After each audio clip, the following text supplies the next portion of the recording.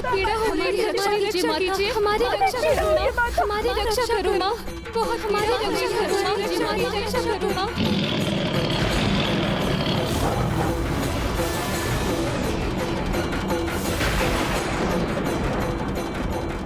पीड़ा हो रही है माता, हमारी रक्षा कीजिए।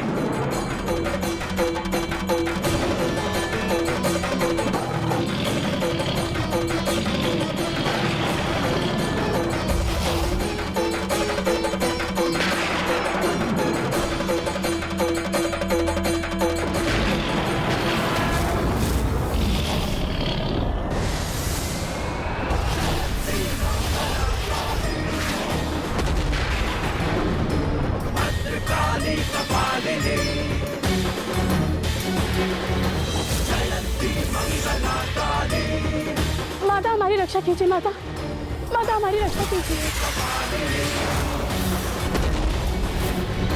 दुर्गा क्षमा शिवा दात्री, स्वाहा स्वधा नमोस्तुते। धन्यवाद माता। दुर्गा क्षमा शिवा दात्री, स्वाहा स्वधा नमोस्तुते। अब देवताओं को भी उस दुष्ट असुर से मुक्त कराने का समय आ गया। अरुणासुर, अब शीघ्र अंत होगा तुम्हारा। नहीं, शीघ्र अंत होगा तुम्हारा। क्या हुआ फूफा जी ब्रह्मदेव, आप इतने चिंतित क्यों हैं? अरुणासुर का वध इतनी सहजता से संभव नहीं पुत्र, इसलिए देवी को वहां जाने से रोक लो पुत्र गणेश, क्योंकि उस असुर को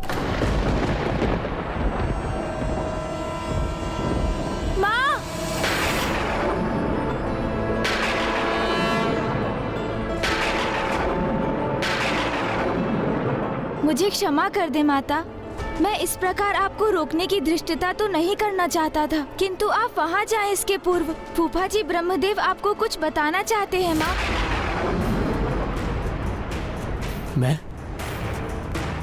मैं कहाँ कुछ बताना चाह रहा था? किंतु फूफा जी, अभी तो आपने कहा था ना कि अरुणासुर का वध सहजता से संभव नहीं है, और आप कुछ कहते कहते रुक गए।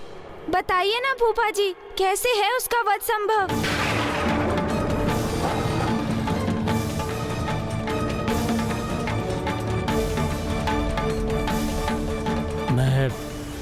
मैं इस विषय में कुछ नहीं कह सकता।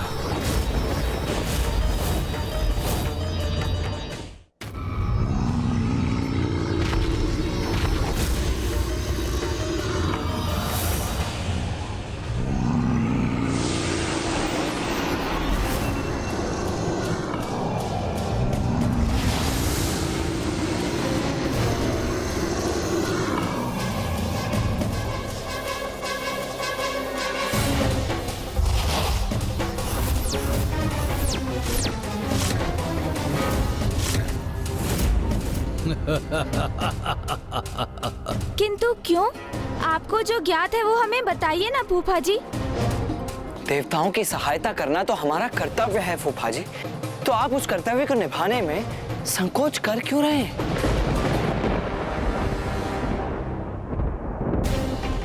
इस दुष्ट अरुणासुर का जीवन तो किसी वरदान से सुरक्षित प्रतीत होता है। इस रहस्य को उजागर कीजिए ब्रह्मदेव। असुर वरदान प्राप्त करने हेतु मेरी अथवा ब्रह्मदेव की ही तपस्या करते हैं, और मैंने अरुणासुर को कोई वरदान नहीं दिया, तो फिर अवश्य उसे ब्रह्मदेव से ही कोई वरदान प्राप्त हुआ है।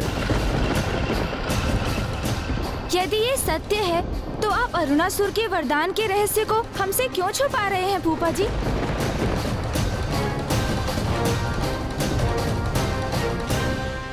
अमर हो तुम देवता, इसीलिए मेरे उदर में जीवित रहकर अपच ही उत्पन्न करोगे जो मुझे स्वीकार नहीं है। इसीलिए अब तुम्हें मेरे कारागार में बंदी रहना होगा। बताओ दुष्ट, कहाँ है देवी शची? ओहो, मेरे उदर से मुक्त क्या हुए? सर्वप्रथम देवी शची की कुशलता पूछी तुमने। वाह! उनके प्रति इतना स्नेह है तुम्हें, किंतु तुम्हारे प्रश्न का उत्तर इस पर निर्भर है इंद्रदेव कि उन पर मेरी विषैली शक्ति सफल हुई अथवा माता के प्रति उनकी निरर्थक भक्ति।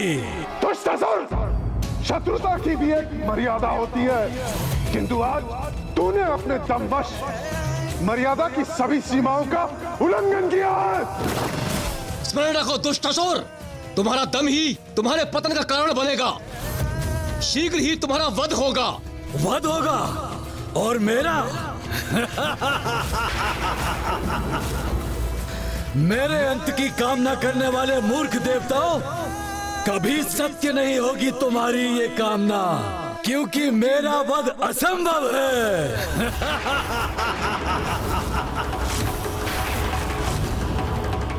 क्या हुआ? सत्य का श्रवण कर स्तब्ध क्यों हो गए तुम? मेरे वध का विशेष उपाय किसी को ज्ञात नहीं, और जिसे ज्ञात भी है वो उसे उजागर नहीं कर सकते।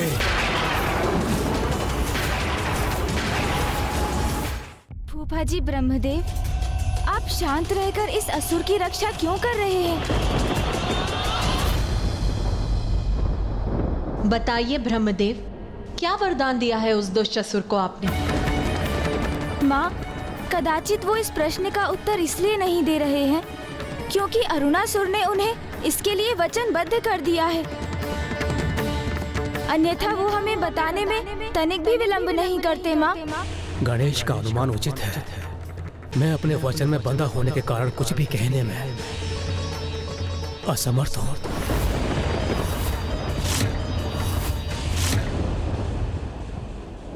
फिर उसे क्या वरदान प्राप्त है, ये कैसे ज्ञात करेंगे हम? फूफा जी ब्रह्मदेव के अतिरिक्त और किसे ज्ञात हो सकता है ये गुप्त रहस्य?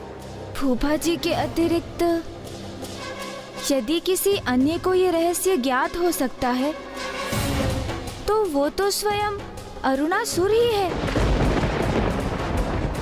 और वो दुष्ट अपनी मृत्यु का रहस्य किसी भी स्थिति में नहीं बताएगा, अर्थात उसके वरदान को कोई भी नहीं जान पाएगा। तो फिर ये तो हमें उसी से ज्ञात करना होगा। किंतु आप चिंता मत कीजिए भैया, वो अपना रहस्य स्वयं अपने मुख से उजागर करेगा। किंतु कैसे गणेश? क्या तुम ये तो नहीं सुझा रहे हो कि हम वहां जाकर बलपूर्वक उसे विवश करें कि वो अपना रहस्य बता दे? नहीं भैया, यदि हमने ऐसा प्रयास किया तो वो देवताओं को क्षति पहुंचा सकता है जो उसके बंदी हैं।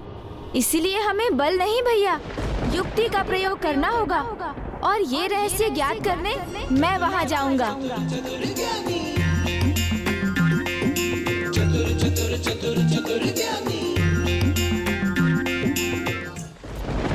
प्रतीत होता है गणेश को कोई युक्ति भी सूझ चुकी है और उसने उसके अनुसार अपनी योजना की रचना भी कर ली है। किंतु क्या है उसकी ये युक्ति?